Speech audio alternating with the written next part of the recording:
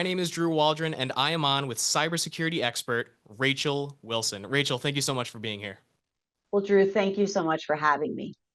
Of course, you and I have worked together for years now, but I've never gotten to sit down and talk to you about the development of your career, your early beginnings, and the beginning is probably the best place for us to start here. So, at the beginning of your career, what first led you into the world of cybersecurity?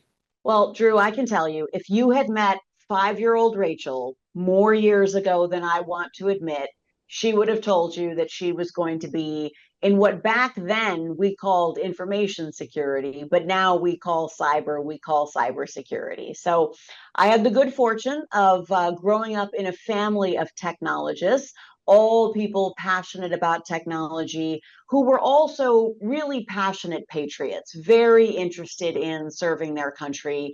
And I can tell you, Drew, if you are interested in technology and you want to be a civil servant, going to the NSA, being in cybersecurity, that is the place to be. So 5-year-old Rachel knew that she wanted to go into this space all through college, graduate school, knew that I wanted to go work at the National Security Agency, literally graduated from graduate school on a Friday, started at the NSA the following Monday, and the rest is history. And you were with the NSA for 15 years. What was that career development like from your first day to climbing up the ladder? What were those 15 years like for you as you entered that world? Well, the NSA, Drew, is a pretty amazing place. It's filled with brilliant, patriotic, kind of weird people, right? If you gravitate to the NSA, it means that you certainly want to make the world a better, safer place. But it's an interesting collection of people. So I spent a couple of years there, getting to travel to pockets of the world that I wouldn't necessarily wish for you to visit, Drew, but were certainly interesting. Spent a couple of years there running the NSA's counterterrorism operations mission. So think of this in layman's terms as using technical means to get onto the devices used by terrorists. So if your terrorist is on a smartphone, is on a tablet, is on a laptop, what does the NSA want to do? Well, we want to get onto that device.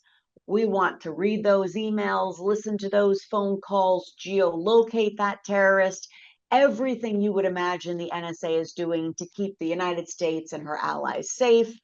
Then I got to spend a couple of years in London, and that job, Drew, was all about getting ready for the 2012 Summer Olympics.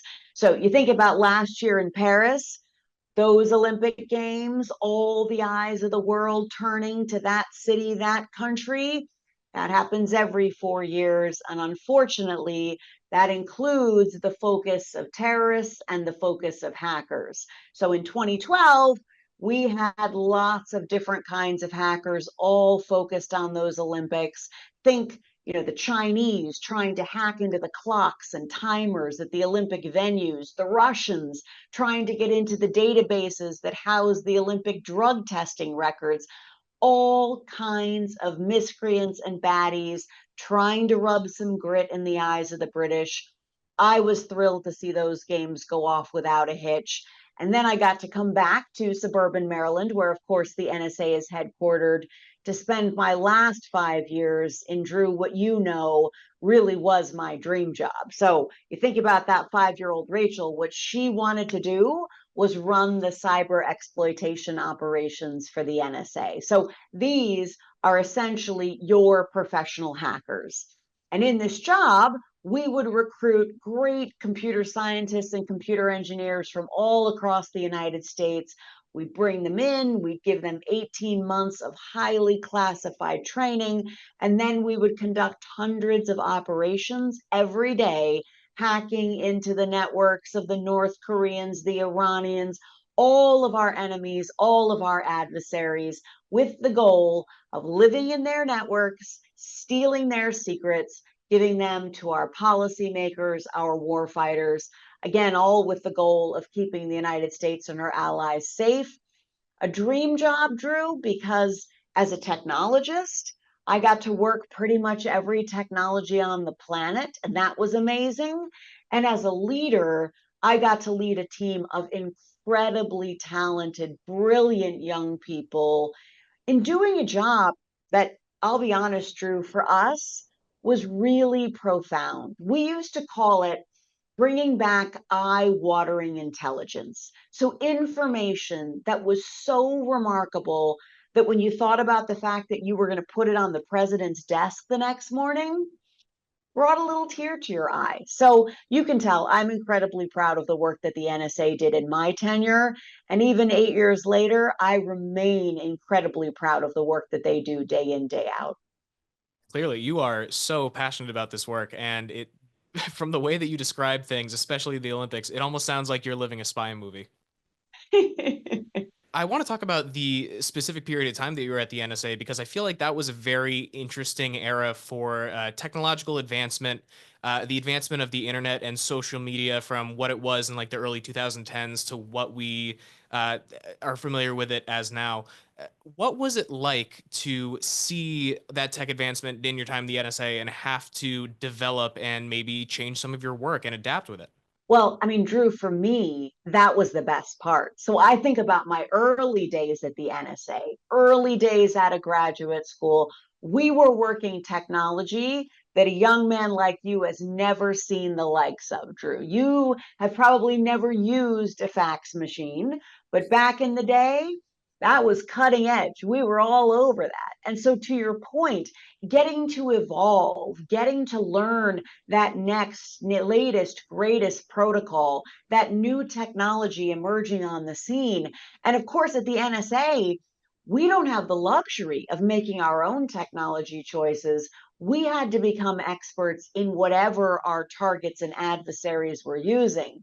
So I got tremendous joy from getting to pouch in the latest technology from North Korea, from Iran, reverse engineer it, and of course, discover the underlying vulnerabilities in it, use those back against our adversaries. Tremendously satisfying. And who knew how I was preparing myself for what was yet to come? Incredible. And for the record, I have used a fax machine once in my life, only once in my life. You speak to so many different groups in a given year, and most of them are corporate groups.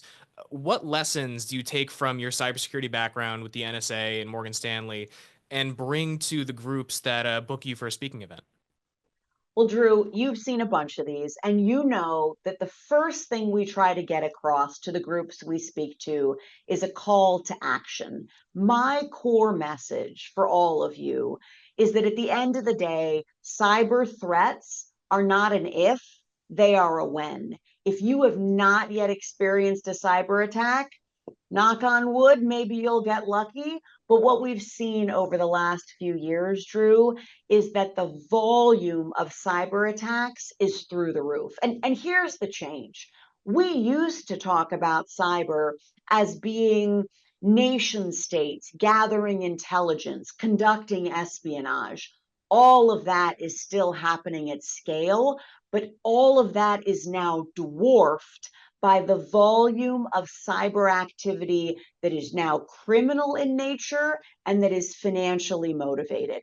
Think about it this way, Drew. If you took all the cyber criminals in the world and you put them in one country, that country would have the third largest economy on the planet.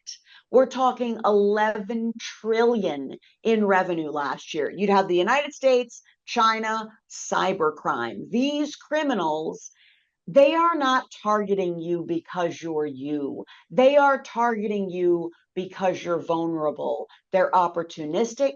They are egalitarian. They are simply doing scans of broad swaths of the internet, looking for anyone who is vulnerable. They get in and they figure out how to monetize that access. So when we talk to audiences, it's getting them to recognize that this is a when, not an if, that this is a call to action. And of course, our key message is all about giving people pragmatic, actionable advice. Whether you are a director on a board, whether you are serving in a C-suite, whether you are working in a technical role, I want you to view cybersecurity as a key piece of your job. Those statistics are mind blowing. And I think it's a great segue into my next question because I wanted to talk to you about the pressure of the job. I feel like if the average American makes a mistake at work, in most case scenarios, it's not that big of a deal, doesn't have that much of an impact days later. In the cybersecurity world, if you make a mistake at work, that's someone's finances, it's someone's personal information that's now at risk. How do you and the people that you deal with, how do they process the pressure of this job? Well, so Drew, it is such a good point. And now these last 8 years in Morgan Stanley, I think most people would tell you here, Drew, that I am the happiest managing director at this firm. I maintain a very optimistic outlook. And that's because, as stressful as my day job is now, it's nothing compared to what I experienced at the NSA. Think about it this way: you make a mistake at the NSA, you've got lives on the line. You could inadvertently conduct an act of war. Like, the stakes are really high.